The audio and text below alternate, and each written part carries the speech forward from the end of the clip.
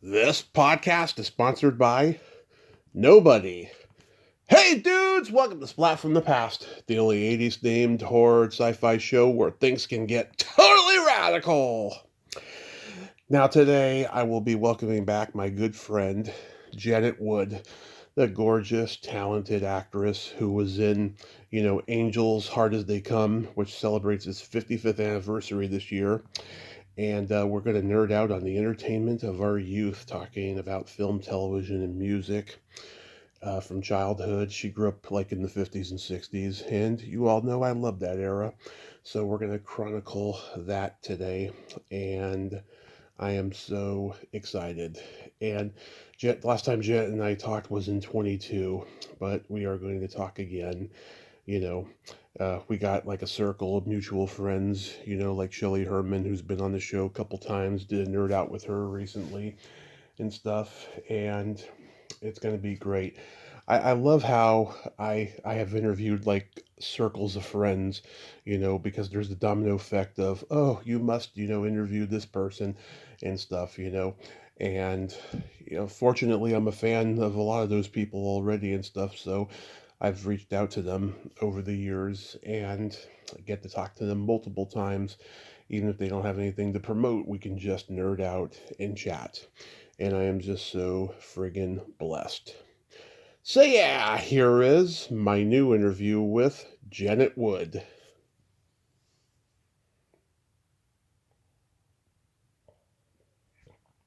Tommy! Janet, welcome back. How are you today? Oh, thank you. I've been so looking forward to this. When you first talked to me about it, and I started thinking about all the TV shows, oh my gosh, it just brought back so many memories. Yes. How was your holiday season? Oh, it was great. We actually went to Hawaii, so that was really nice. I'm guilty of escaping when everyone else was stuck in all the rain. Wow. Yeah. I mean, God, I didn't see sunshine for almost a month and a half. It was so I crazy, know. you know? Yeah, but I'm glad now. We have partial cloudy, partial sunny right now here in Modesto, so I can't complain there. I know, and we all look forward to the spring, right? We do. We do. So, going back in time, like, do you remember the first movie that impacted you as a child? The first movie, Yeah. I would say the first TV show were the reruns of The Adventures of Superman Oh, with George Reeves? with George Reeves. And I remember I had my piano lesson next door, and I would race home to see Superman fly. That show so influenced me and helped me create my lifelong obsession with flying. I used to dream that I would leave my body and fly. And I had a little friend, and we would play Superman games. Yeah. I would be Supergirl, and I would have my cape, Yeah. and we built a little super house, and we would have super cheese. And so I was always obsessed with that. And then, as I grew up, I started doing zip lines all over the world. Yeah. And then finally, when I went to Kauai, I went skydiving in tandem, with the instructor. But I was so afraid, but it was my dream come true. Yeah. And the first 30 seconds, they say, is your Superman moment. Huh. Interesting. And so they tapped my shoulder, and I knew then I could put my arms out like Superman, my hair plastered in the air by the wind, and there I was. It did not feel like I was moving at all, although they told me I was going like 120 miles a second. I don't know. Yeah. And then when the parachute opened, then you're floating and kind of rocking down. You could see the Earth's curve, and it was such a spiritual moment. And after I got down, I realized if I could do this, I could do anything. Yeah. But I never missed a Superman episode. And actually, as we're talking, I'm wearing my little Superman shirt. I love it. I'm sure it looks great on you. I'm sure it looks great on you. Yeah. I saw a Jungle Gym movie recently that George Reeves was in with Johnny Weissbowler, and I was like, oh wow, this is literally like the first thing I've seen him in outside of Superman, you know? Yeah, he did not have a happy life at the end. No, I used to have a joke in my act, you know, about how he wanted to do Shakespeare. He probably wanted to wear his he was tired of wearing his underwear over his tights, you know? That joke I had. Yeah. But like, do you remember like the first movie you saw at least? Well, it was a movie I almost saw. Uh-huh. It was Frankenstein. The 1931? I don't know. They were playing it again in some movie theater, Yeah. you know, years after. Yeah. And my sister, my older sister, took me to see it, and I was so scared that she ended up locking me in the ladies' room. And I didn't know if I was more afraid of watching the movie or being left alone in the ladies' room. You know, at like 7 years old or whatever. Yeah. The first movie that I was really affected by was anything that Debbie Reynolds was in. Yeah. Debbie Reynolds was my childhood idol. And, you know, Singing in the Rain, Tammy. And as I grew up, when I would wear my hair up, people used to tell me I looked like Debbie Reynolds. And so I would learn all her songs. I would watch all the dancing. Yeah. And, my sister was also a huge fan of Debbie Reynolds. So once when she was visiting me in L.A., Shelley Herman, Yep. who we are both big fans of, and I surprised her by taking her to a Debbie Reynolds live show at El Portal in North Hollywood. Oh. So we round the corner, and my sister almost fainted. She like fell backwards. She was so surprised. And then afterwards, Debbie would sign autographs. She would stand for pictures with everyone. And my sister loved her so much that she ended up naming her kids. Her daughter was named Tammy after the movie that Debbie Reynolds starred in. Yeah. Her son was named after Cary Grant. Yep. And her daughter was named after Lauren Bacall. So you couldn't find a bigger Debbie Reynolds fan than my sister. I interviewed one of Debbie Reynolds' stepdaughters, Trisha Lee Fisher, last year, and she was great, and she was very close to that side of the family, and it was great hearing that. So many show business families are fucked up. You don't know what's going on sometimes. Absolutely. You know, yeah. But Singing in the Rain, oh my God, that's a classic. I just love that movie.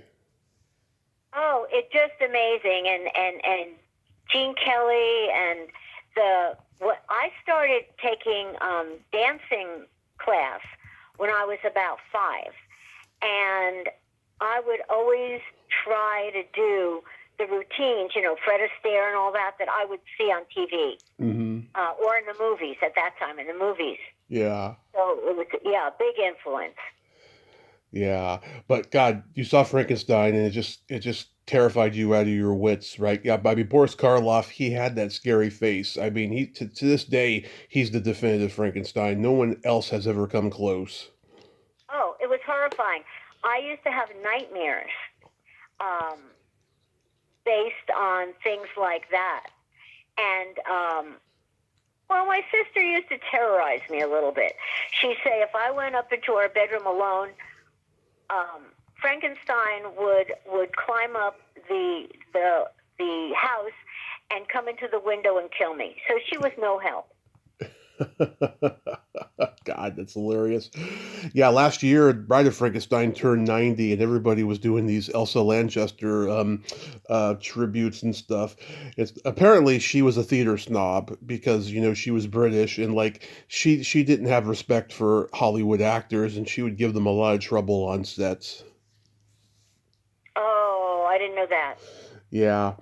She did the John Forsythe show in the 60s, and then she did that great murder mystery comedy parody, Murder by Death, with Peter Sellers and David Niven and Truman Capote and Peter Falk. The great cast. My God, what great actors. Alec Guinness. Yeah, great cast. What movie genre did you gravitate toward the most? When I was little? Yeah. I would say dancing, singing, American in Paris. I was always fascinated by performers. As a matter of fact, when I was 9, mm-hmm. my parents took me to the Paper Mill Playhouse to see West Side Story. And watching that up there, that's when I decided to become an actress. I just saw it, and I was sucked right in. And when I was studying acting in New York, mm-hmm. I was still a kid. I lived in New Jersey. Yeah. My very first audition was for Anybody's in West Side Story. Mm-hmm. And I actually got the role, but my parents wouldn't let me go because it was a year tour in Japan and then a half a year in America. So I could not do it. But that was my very first audition, and I couldn't believe how ironic that was. Yeah. And then when I saw the movie, I said, oh my God, this is even more than I ever envisioned. Yeah, I mean, I grew up loving horror and comedy the most. I love all genres of film, but horror and comedy for me was big and stuff. What was your favorite? I mean, my favorite movie of all time is Back to the Future. It's a comedy, Back to the Future was fabulous.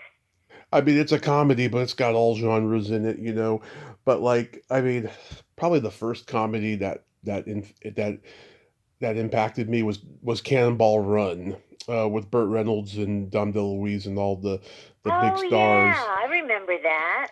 I used to watch it over and over again and rewind the tape. I wore out a couple tapes of it. We had a couple tapes of it, And then when I saw Animal House, which my dad and I watched when my mom wasn't home, that did it for me. I mean, that was the definitive comedy for me, and it's still, to me, the best comedy that will ever be made in this century. Well, when you're talking about Back to the Future, when I started watching the Twilight Zone, mm-hmm.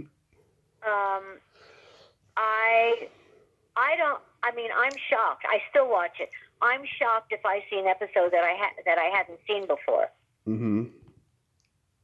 Yeah, I mean, I watched the Twilight Zone, and I'd see, the Burgess Meredith episodes, the one where he's the librarian. Lady the glasses. Oh yeah. My God. Or the one where he's the devil. That was a scary one, just the way they curled his eyebrows. And the one where this is like one of my favorites I bring up. Most people don't remember it. Susan Gordon, who was the daughter of Burt Gordon, who made The Amazing Colossal Man and all these cheesy creature feature movies. She plays this little girl who hangs out with Dean Jagger, this old man who can turn himself into a bat and all these different things. And her aunt is Nancy Culp from the Beverly Hillbillies, and she's a mean, narcissistic type. And people don't remember that episode, but I remember it so well. It's a very funny, very creepy episode. I don't know if I ever saw that one. Yeah, see, there you go. Most people don't remember that episode. Do you remember the name of it? No, I can look it up as we talk, though. Oh God, I'd love to see that. Yeah. And of course everybody remembers the Bill Mumy one where he's making all the bad things happen to the parents and stuff. Oh, that oh my God. That's a terrible one. I mean, a great terrible one. Yeah, and Talking Tina, the doll. Oh, the ventriloquist thing? No, that was another one. The one I'm talking about is the little girl gets this talking doll that says, "Hi, I'm Talking Tina, and I'm gonna kill you." You know. Yes, yes. As a matter of fact, because of those couple of episodes, Mhm. I became so afraid of ventriloquist dolls, of Yeah. dummies. And when I was taking acting in New York, I stayed with a friend, and she was a ventriloquist. Yeah. And she had 3 dolls, and they were all in each of their own boxes.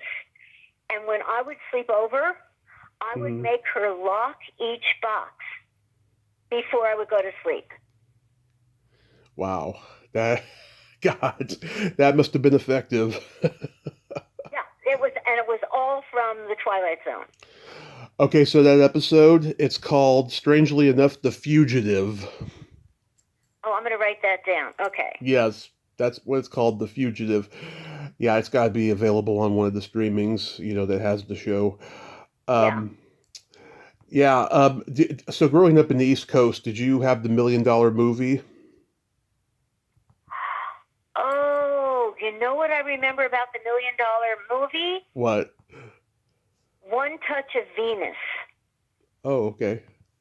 Do you remember that? Yeah, I've heard of it, but I'm not too familiar with it. And there was another one about a mermaid. Oh, the Esther Williams movie? Yeah. I think it was called The $1 Million Mermaid or something. No. What was the name of that one? Mr. Peabody and the Mermaid. Mr. Peabody and the Mermaid. Huh. That does not ring a bell, but I'm thinking of Peabody and Sherman.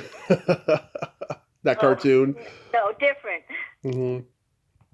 Yeah, because back then they had trouble getting movies licensed for the $1 Million Movie because they thought that TV was a fad and it wasn't going to last long. So they would show the same movie every single night until they got a new movie to show.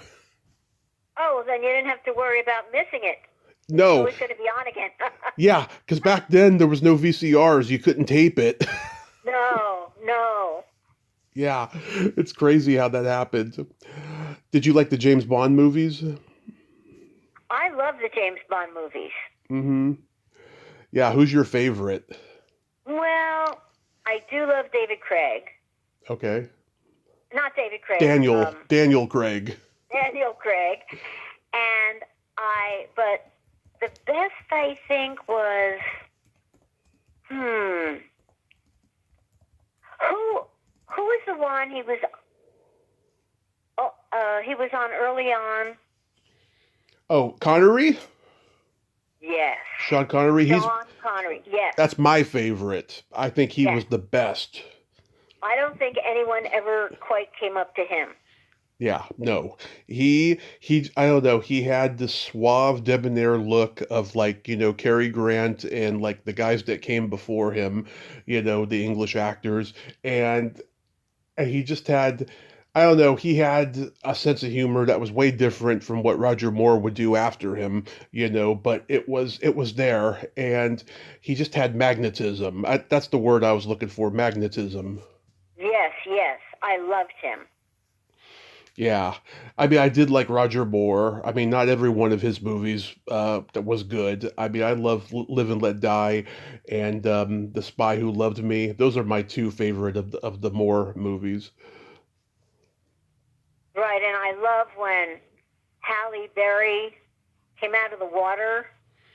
Oh, was that the Pierce Brosnan one? One of them. It might have been. Yeah. I didn't like those ones. Those ones were when they just messed with the formula and it became more high-techy and it just wasn't campy and fun anymore. My dad and I went to go see GoldenEye and we left after about half an hour. It was so boring. Oh, no. Yeah.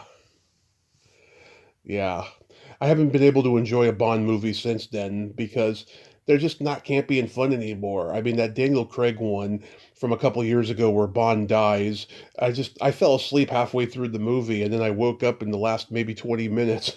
Well, at least you had a good nap. Yeah. Yeah, and ABC, they would show Bond movies like every month for like 25 years until the Fox network picked up the rights to the Bond franchise. And I got to see the tail end of it. That's how I discovered a lot of Bond movies from watching them on ABC.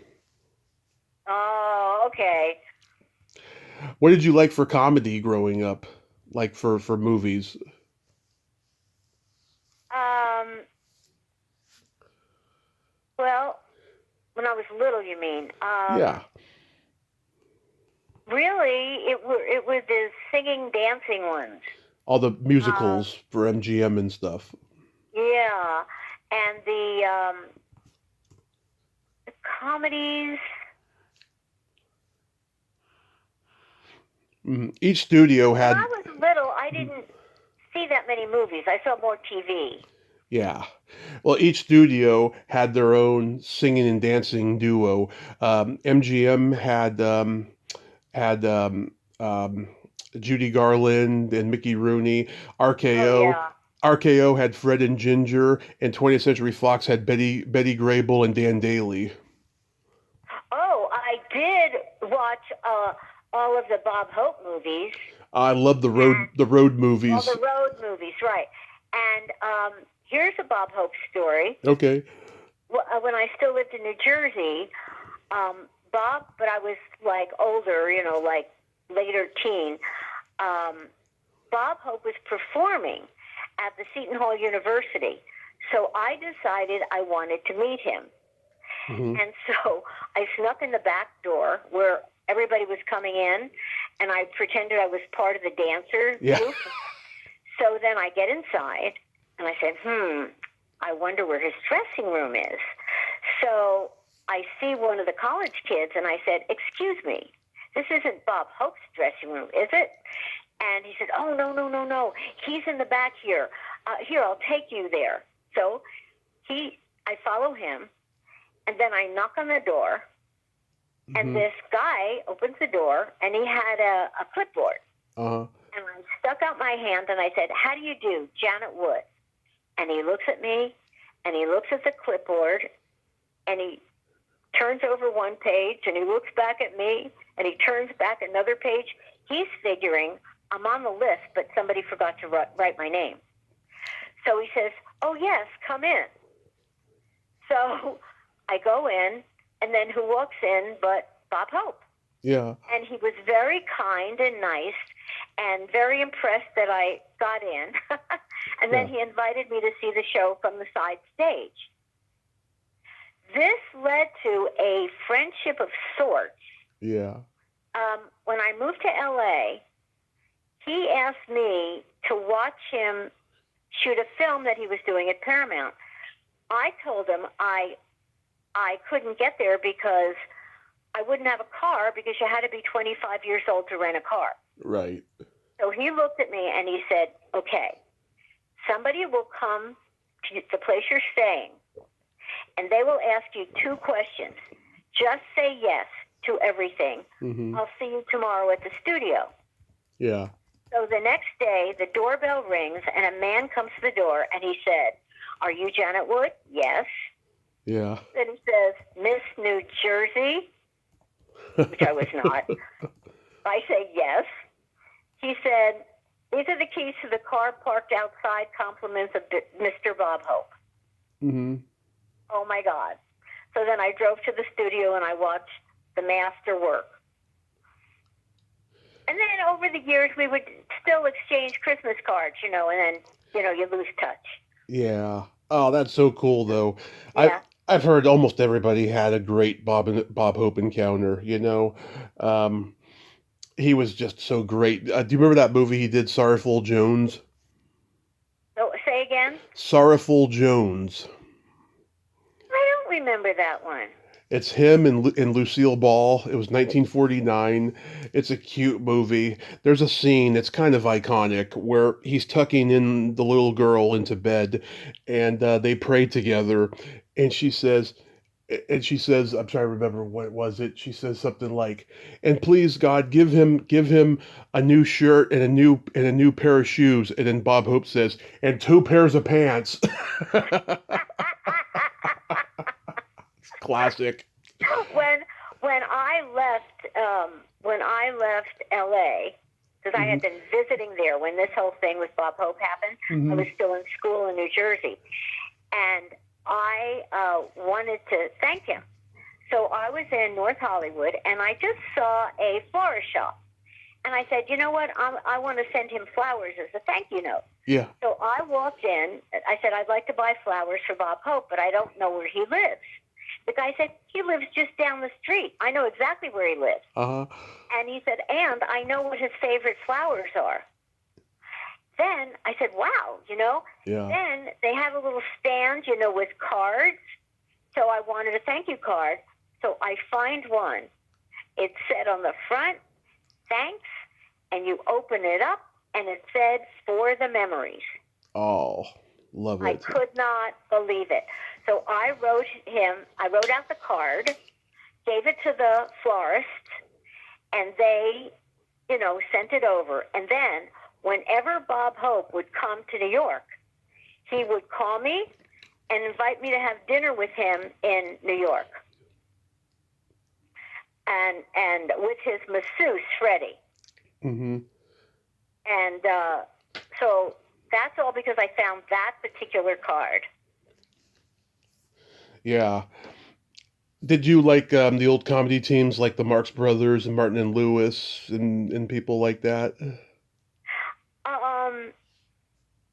I liked the Three Stooges. Oh, I'm a huge Three Stooges fan. And you know what else I loved? The name of it escapes me, with the little kids. The Little Rascals. The Little Rascals, I love them. Yep. Oh God, Spanky, Alfalfa, Darla. Yes. Yep. I love the Little Rascals. Buckwheat. Buckwheat. Yeah. So cute. Yep. Our gang. Yeah, I'm a huge Three Stooges fan. My grandfather saw their shorts in the theater when he was a kid, and then when they hit cable in my dad's childhood in the '60s, he got him into them, and then he passed it along to me when home video came. Oh, absolutely. Yeah, who's your favorite? Mine was Curly, of course. Everybody's favorite's Curly. Yeah, I think so. I think I have to agree. Mm-hmm. Yeah. Oh, and another, I'm just thinking, I was thinking about the Bob Hope thing. Another thing you might be interested is when I did move here and I lived in Toluca Lake. Yeah. Do you know Patty's Restaurant here? Patty's Restaurant, no. Well, anyway, it's a kind of a well-known restaurant.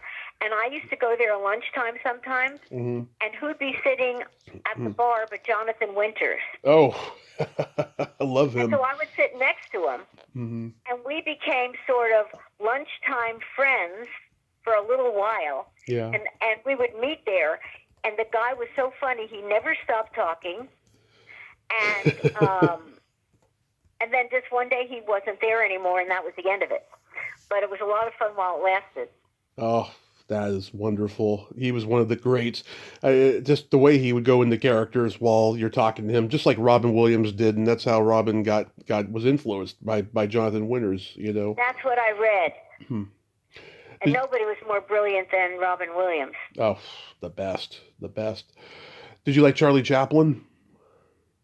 I actually loved Charlie Chaplin. Me too. And and when you find out that he did all his own stunts, yeah, and how they were done and everything, and then to see how handsome he was. Yeah. When he took off the makeup, yeah. You usually expect people that in those days, people that were funnier, weren't that attractive, and he certainly was. Well, Lucille Ball certainly is. Yeah. That's another show I never missed. Oh, yeah. I got to interview Lucy Arnaz this past summer, and it was fantastic. And I got to meet Little Ricky at the Hollywood show last June, and oh my God, his grandson was 6 years old. He was helping him. He looked exactly like him at that age. He was so cute. And Keith Thibodeau, he was very, very nice. I'm trying to get him on the show because this is the 75th anniversary of I Love Lucy.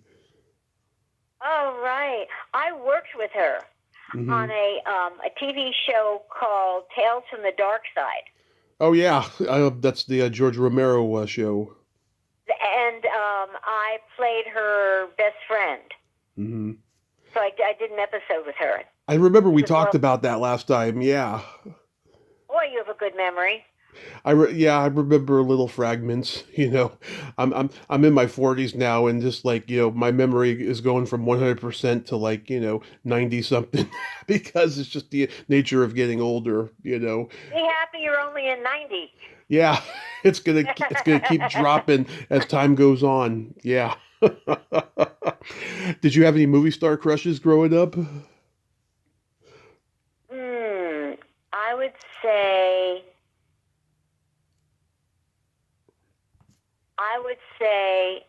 I always loved Tom Cruise. Oh, younger, you mean?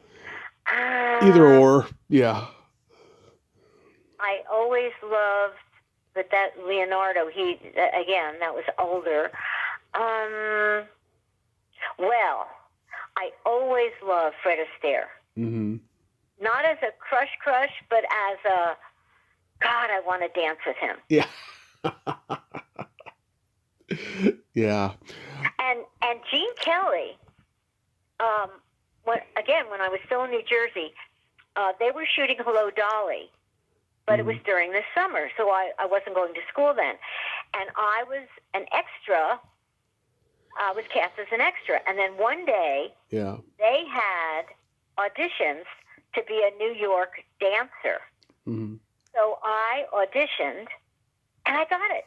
12 of us got it. Suddenly we had, our pay was up, and we were in this trailer all by ourselves. And at one point, have you ever seen Hello, Dolly? Oh, of course.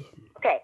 So at the end of the movie, do you remember when there's a shot from the very top, and it goes down, down, down, down, down into a little church that Barbara Streisand is walking her way up?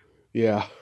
So at the top of that thing, Gene Kelly said, there are not enough New York dancers in this shot where you're using all the LA dancers.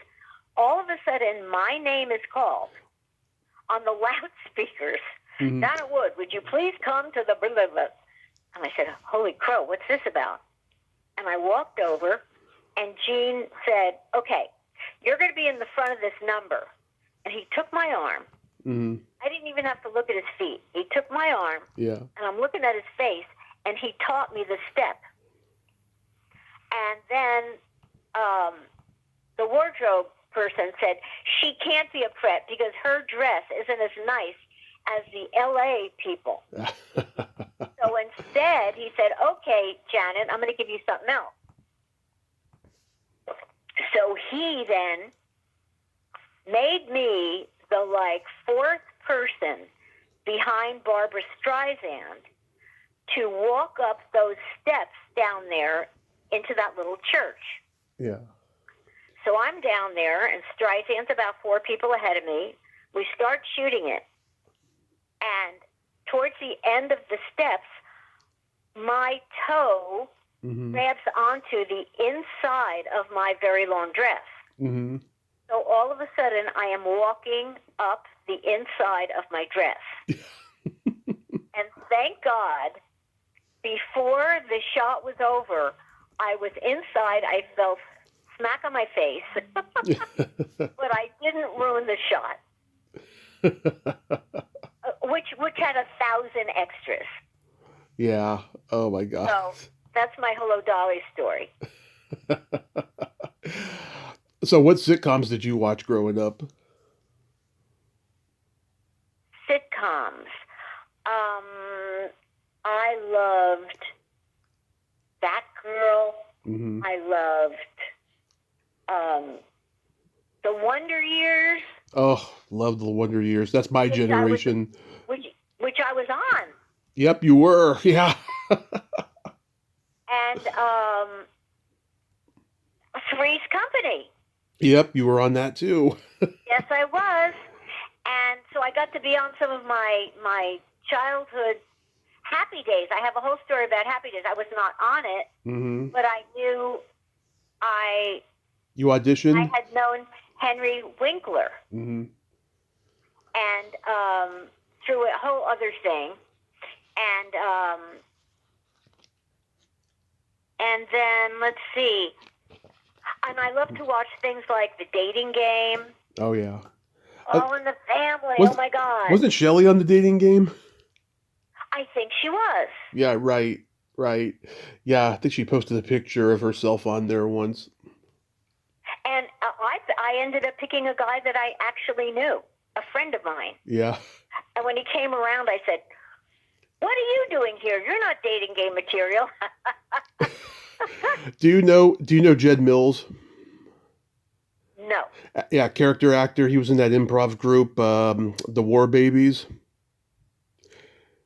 I do not recall him. He was on The Dating Game, and one of the other suitors that he was with ended up being a notorious serial killer later. And I remember this whole thing. Yeah, I forget the guy's name, which serial killer it was, but I thought that was hilarious. We talked about it when I had him on, and I was just like, God, that is hilarious. And he was like one of the most normal of like out of the bunch, which is ironic. It's like Ted Bundy. You never knew. As a matter of fact, they would always send you with a chaperone. Yeah. And on my date, we went to, I think, Lake Tahoe. And the chaperone, the reason this guy that I knew was on The Dating Game was because his landlady was a chaperone. Yeah. So she came along on the date. But it wasn't like after the one night they left. So I was alone with the guy who I happened to know anyway. Mm-hmm. But it could have, it could be a dangerous situation. Yeah. God, I know. And I grew up watching Love Connection, and like that show, oh my God, me and my grandmother, it's kind of weird saying this, but we used to watch that show and just love it and love the innuendos that were being made and stuff. They tried to reboot it about a decade ago, and they were making it more LGBT friendly and stuff, and it didn't have the magic that the original did, with Chuck Woolery. I loved Love Connection. That was my favorite dating show. Aww. Yeah. Speaking of shows as a kid, I also loved the reruns of Peter Pan with Mary Martin. I never watched that. A boy flies into your bedroom and takes you to another magical place. And I watched the Disney stuff, of course, of Peter Pan and Hook and all that, but I never watched. Right, but the original one was so innocent. Huh. And in my dreams, I was always Wendy, holding on to Peter Pan's shirt tails. Mm-hmm. That's interesting. Yeah, I gotta look that one up. I interviewed the model for Tinkerbell in the cartoon. Carrie. Oh God. Margaret Carey is her name. And oh my gosh, she told me a hilarious story. So she did a movie when she was like 19 called Cannon City. Very bad, cheesy noir film where Scott Brady, DeForest Kelley from Star Trek, who played Bones McCoy, and Jeff Corey, the acting teacher, they're three convicts who break out of prison. I studied with Jeff Corey. Go on. Yes. And she played the love interest of Scott Brady. And there's a scene where she's like standing underneath a moose's head on the wall, right? And during one of the takes, the moose's head fell on top of her head, and it hurt, but she was like, okay. And so they do the next take, and next thing you know, blood starts to emerge from her forehead. She got bludgeoned. They used it. No, they didn't. They cut it.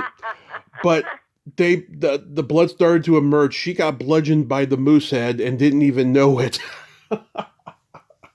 It was, It's probably too high from acting, doing her thing.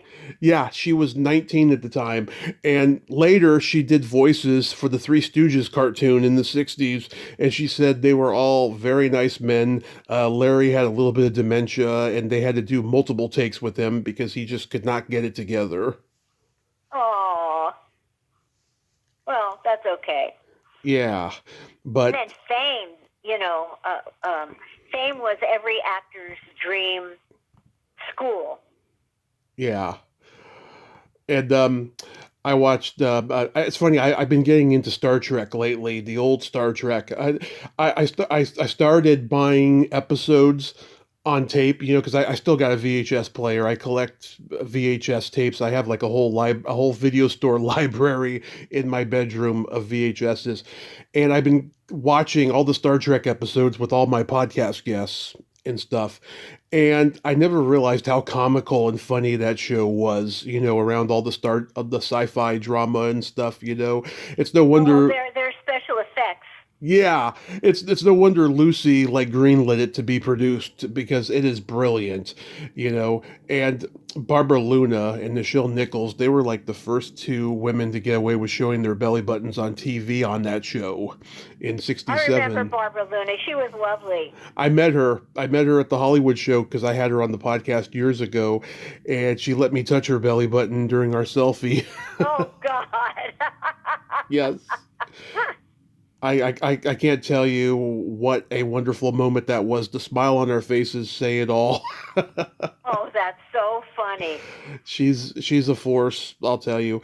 And a couple years later, go ahead. A couple years later, Mary Hartley did a pilot for Gene Roddenberry, and he wanted to get back at the network for that no belly button policy that he broke through. So he gave her character 2 belly buttons.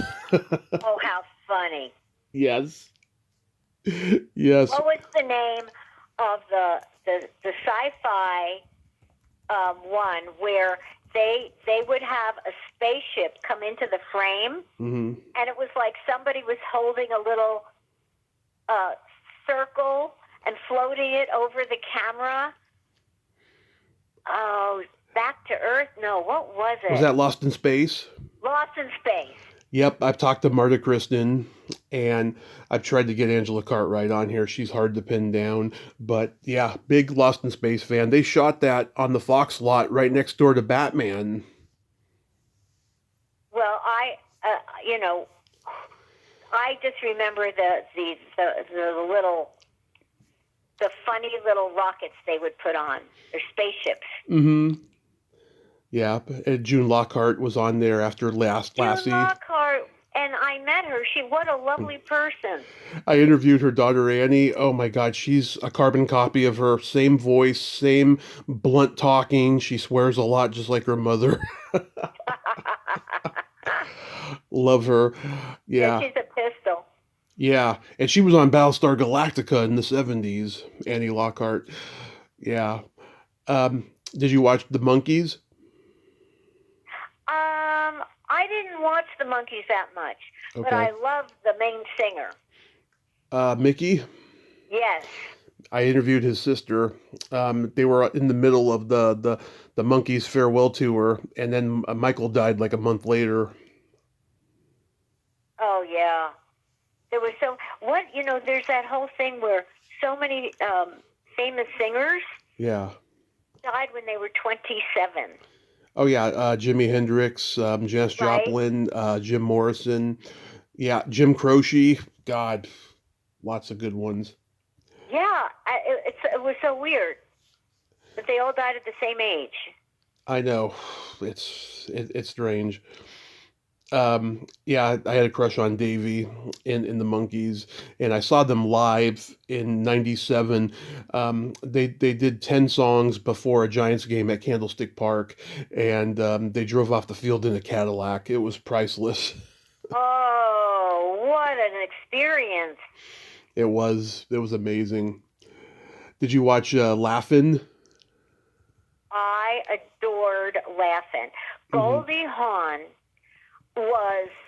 I just fell in love with her and continued to fall in love with her. Is she like your big girl crush?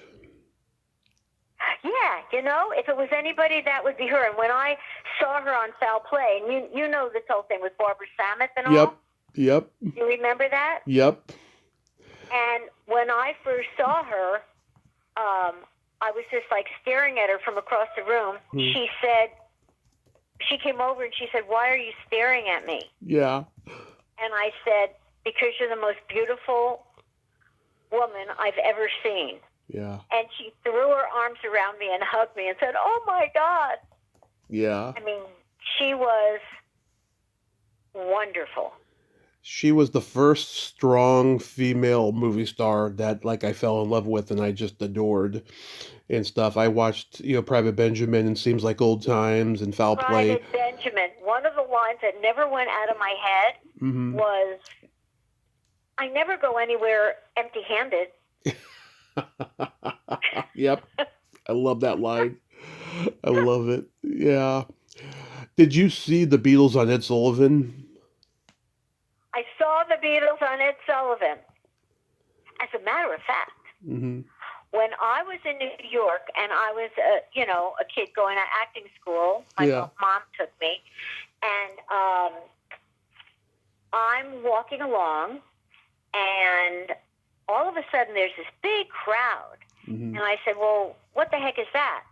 And they were all surrounding the Plaza Hotel. Yeah. And pieces of paper started falling out of the sky, and I picked one up, and it said, "The Beatles." I said, "What is this?" And then all of a sudden, 4 guys came out and stood on the balcony and started to wave to the crowd. And, of course, the people were screaming like crazy. And then I understood that these were the Beatles, and they must be a singing group, and that was my first introduction. Yeah, my mom got to meet them backstage at the Cow Palace in San Francisco when she was 10, and my uncle, who just passed away, he accidentally threw those autographs away when she was that age. Yeah, I'm so sorry about your uncle. Yeah, he was an interesting guy, but yeah, I mean, she gave him shit about it forever. Like he came to visit this past spring, and she even gave him shit about it then. Never forget, right? No, she never forgot that. And back then, they didn't have cameras. Not everybody carried a camera, so it's not like she got a picture with them. Right. She needed something tangible and stuff. But she's got that great memory of seeing them live and couldn't hear anything. Because all the girls were screaming and stuff. But I've talked to Mitzi McCall and Charlie Brill about being on Ed Sullivan with them, afterwards, and they completely bombed. And there's a hilarious story. I've told everybody this so many times because it just cracks me up. But like backstage, they're at the Coca-Cola machine, and John Lennon saw them, and so like he knocked on their door a few moments later and said, "Excuse me, I'll need a Coke for Ringo," and they didn't know who Ringo was. They didn't know the names of any of the guys in the band. They just knew that there were these 4 boys that were driving the kids crazy. That's all they knew about the People Beatles. Didn't know yet. Right, yeah. And so Mitzi was like, "A Coke for Ringo? What's that, a Jewish holiday we don't know about?" They were a great couple. They were. Mitzi and Charlie. I did a little movie for the Writers Guild with them. Yeah. Yeah, they were just great. Yeah, it was Charlie's birthday the other day, as a matter of fact. Oh. Yep, I wished him happy birthday. He needs it. He's been going through a lot since Mitzi passed. I know. Did you see the '68 comeback special of Elvis when it first premiered? I do not think so. A lot of people didn't. I watch it now. Yeah, a lot of people didn't at the time. I mean, it did well in the ratings, but the people that I've encountered, they saw it later when like HBO reran it and like it was put on home video. But like at the time, it came. I guess it was quiet, but it also caused a stir at the same time. Well, I didn't get Elvis Presley originally. Mm-hmm. But as I got older and saw who he was, then I was totally, I was totally a fan. Then I loved him. My mom, she indoctrinated me into being an Elvis fan. She loved him. She had all these books about him, had the Elvis plates. I got her an Elvis stamp one year. I got her an Elvis Christmas ornament with him and the hound dog on stage.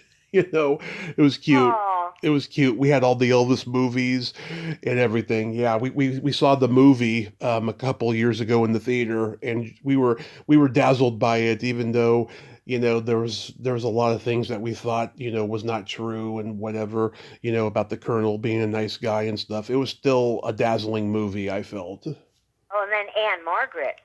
Yeah.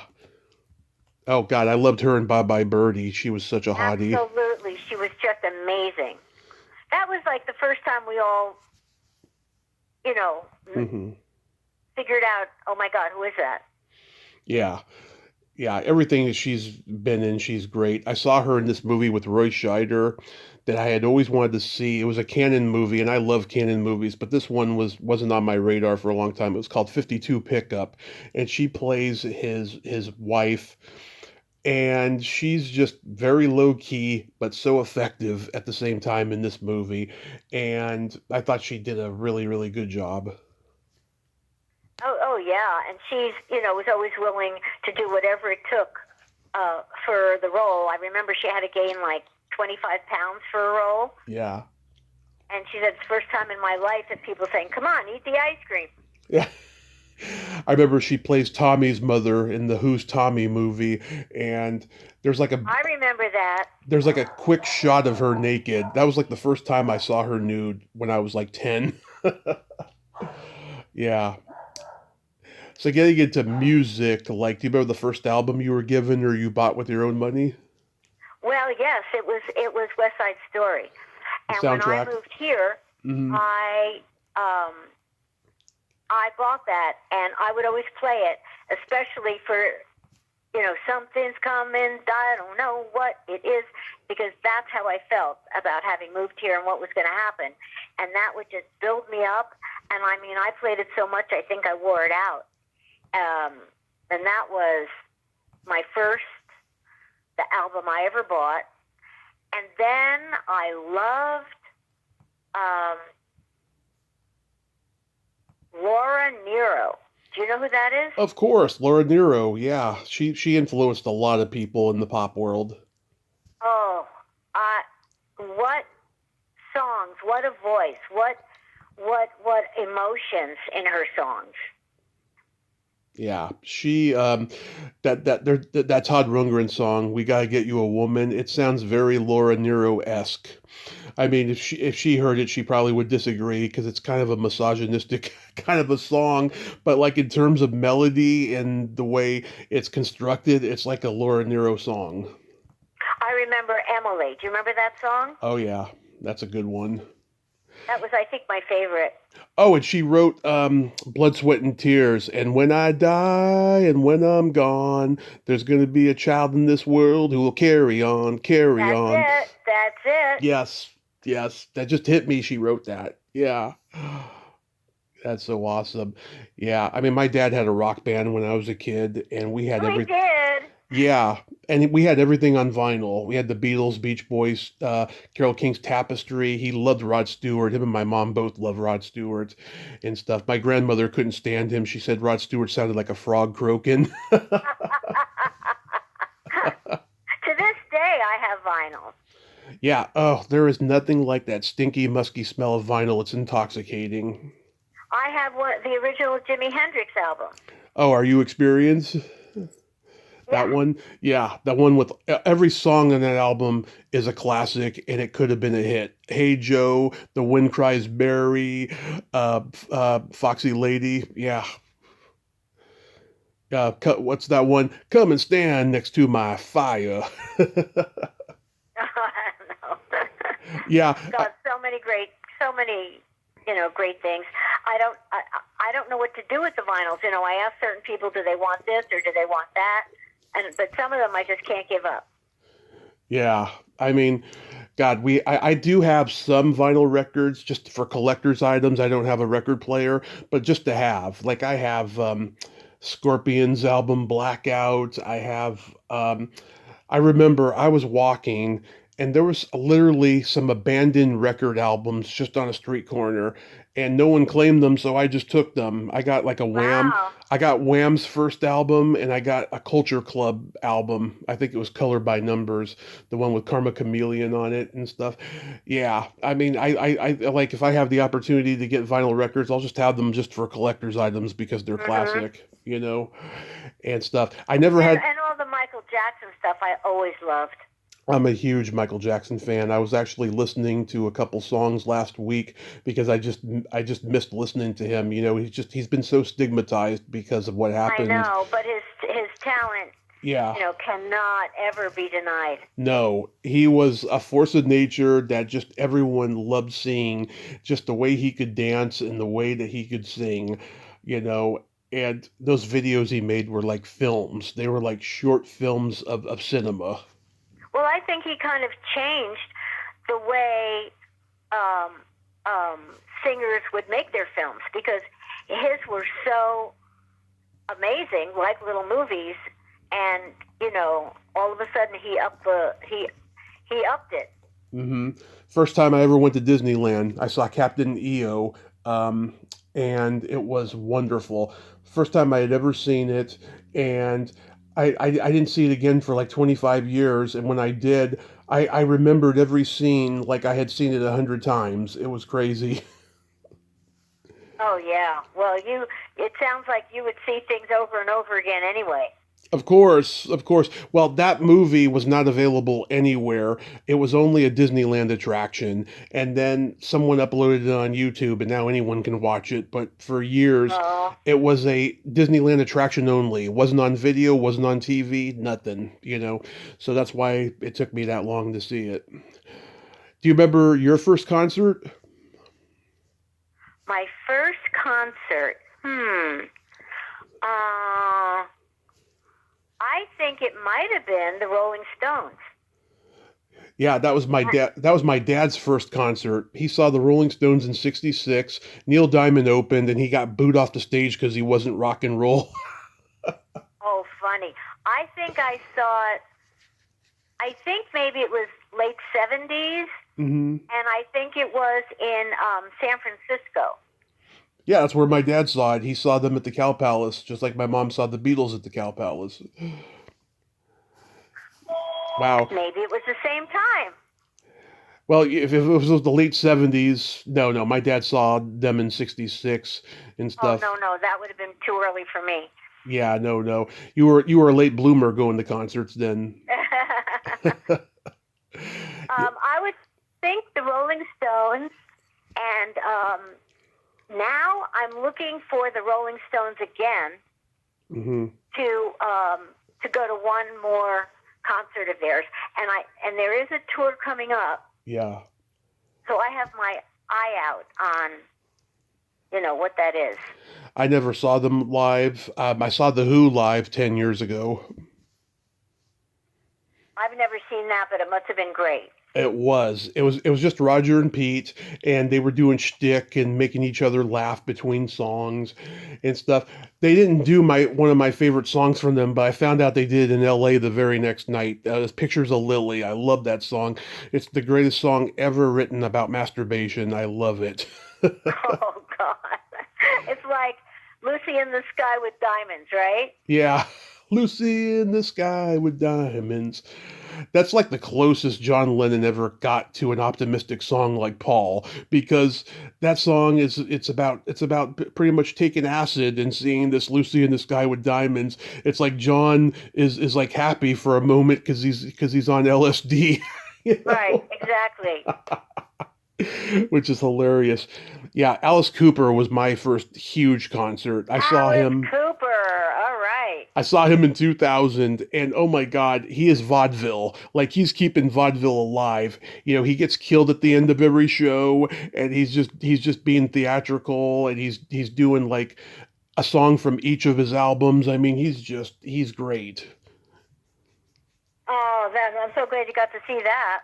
Yeah, I recommend seeing Alice Cooper if you haven't seen him live. I mean, he's 78 and he's still doing it. I mean, there's no. Oh, I didn't know that. Oh yeah, I mean, he puts out an album every couple of years and he still tours constantly.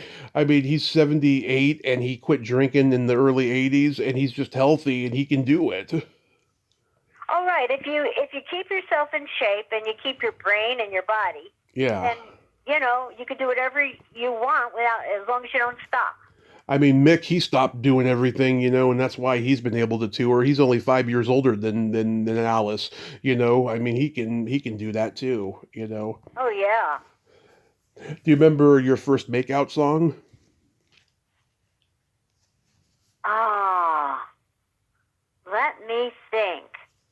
It was at a party. Mm-hmm.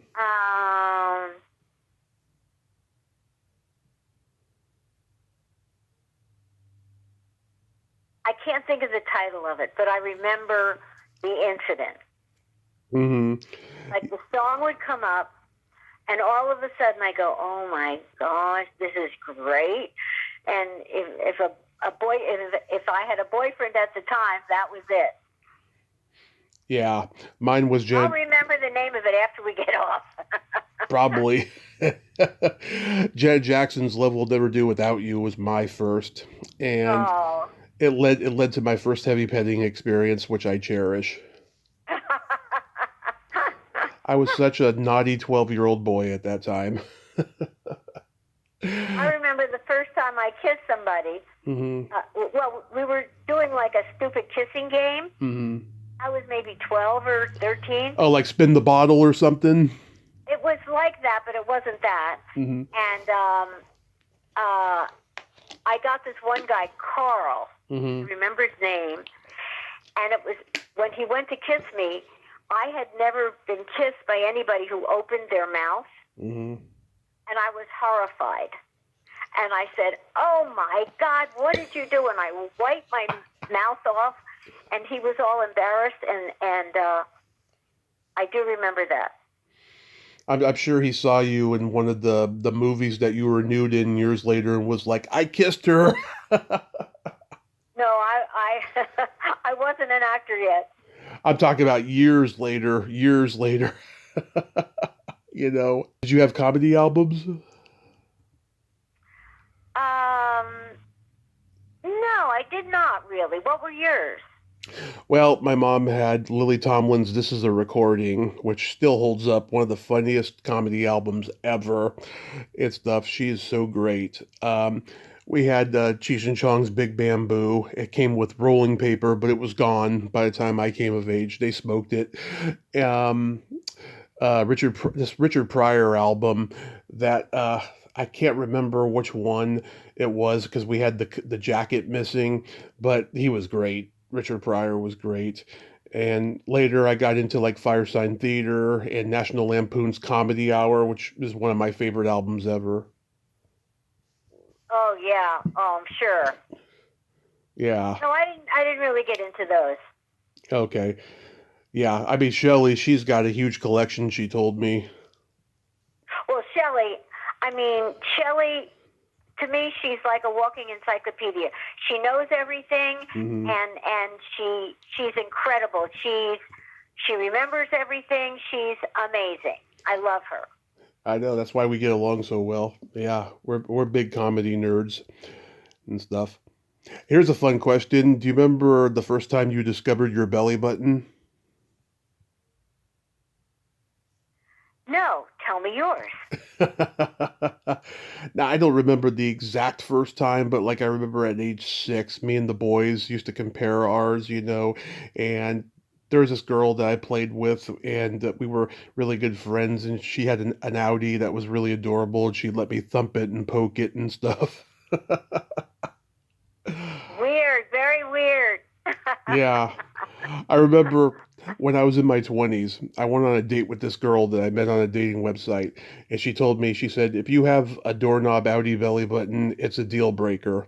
So I lifted up my shirt and showed her how deep my belly button was, and she got this big old sigh of relief. But then she still didn't want to see me again afterwards. She sent me an email. She was like, "I don't see a spark in you."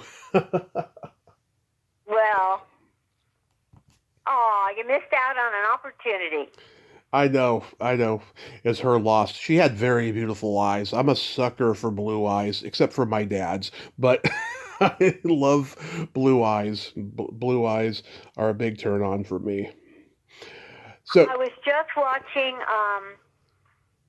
one battle after the other, and at one point, Leonardo DiCaprio was standing there with his eyes wide open, and I'm looking at him saying, "Oh my God, they are so blue. It's gorgeous."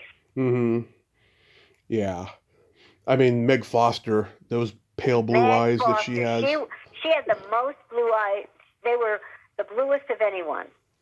Yeah, an actress I was friends with who passed away last year of cancer, Lar Park Lincoln, she always got mistaken for Meg Foster when she was in public, and she admired her a great deal already and stuff. They had very similar pale blue eyes. Yeah, there's something about that that's like irresistible. There is.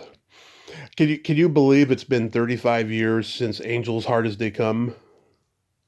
55 years You actually. know what I've been trying to find? Maybe you would know this, because I thought I had it in a VCR. I am trying to find a movie I was in called Mafia on the Bounty. Never heard of it. And Did it get they changed? call it the Lost Movie. One of the guys that was, we had shot a lot of it on a boat that we rented from his parents. There was a lot of comedians in this movie. Joey Ross, Chuck McCann. Oh, wow. It was all about like the mafia on the water. It was a comedy. And he said, "Do you have a copy of that movie?" And I said, "I don't. Let me ask around." So I asked the widow of the writer if she had it. She says, "I have the script, but I don't have the movie." And so I looked it up, and that's when I read that they had called it the Lost Movie. I just looked it up on IMDb. Jackie Vernon, yeah. That's right. Joey Ross, yeah. Oh my God, Jackie Gale's in it. Wow. Yep. Yeah, I couldn't tell you, but yeah, even I haven't seen it, so I don't know. Wow, and if you haven't seen it, well, there's something wrong with the world. Yeah, it's got a 2.9 rating too. I thought it was a really cute movie. Yeah, wow, that is crazy. And you guys filmed it in 77. Yes, in San Diego. San Diego, it really you went there instead of New York to make a mob movie. Well, it was on the water. It was low budget. Mafia on the Bounty. We were all in the boat, and I thought I was I had a little stuffed animal that I called Toto. Yeah. My part, she was a little off. She said, "Hi, I'm an actress." She was a little off. Yeah. That's hilarious. Darn, I wish I could find it. Maybe someday it'll resurface. And if I happen to see it, on YouTube or something, I'll send you a link. Oh, absolutely. So do you have anything upcoming? I noticed you've been singing at events and stuff. Yeah, we did a couple of fundraisers for the homeless and for the firefighters. And I did a couple of little movies, and they're just up on IMDb. And this year I'm going to spend a little more time, I think, on stage. Yeah, you should. I miss it. I haven't done since last year. I did a musical, so I think this year I'd like to do something. Yeah, that's wonderful. I mean, you are a talented lady, and I think the world needs to hear a lot more of you. Oh, thank you. That's so sweet. Absolutely. Yeah. I mean, you're just adorable. You always have been. Oh, Tommy. And you really, I want to acknowledge you for creating what you've created with these podcasts. Because you so add to the world with getting all these people that maybe aren't superstars Yeah. but just have worked a lot and everything, and finding out what's going on in their lives. And I think it's really added tremendously. I knew when I started 9 years ago, that's what I wanted to do. I mean, I wanted to talk to stars, but I also wanted to talk to a lot of non-stars who the world may have forgotten or they should be, looked at again and stuff. Just I've always been a guy who noticed people in movies and just, saw something in them and the best in them and stuff, and just it's been just a tremendous decade now that I've been able to do that. And I'm not the only one doing it. There's other people who are doing it as well. But I like to think that, I put in a lot of work to do it because there's just so many people that I'm just a fan of that I just, love talking to. Right. Well, I'm just saying I'm so glad you did. Thank you. Thank you. I have a couple jokes for you. Uh-oh. What do you call a boy that doesn't masturbate? Okay. What? A liar. Okay.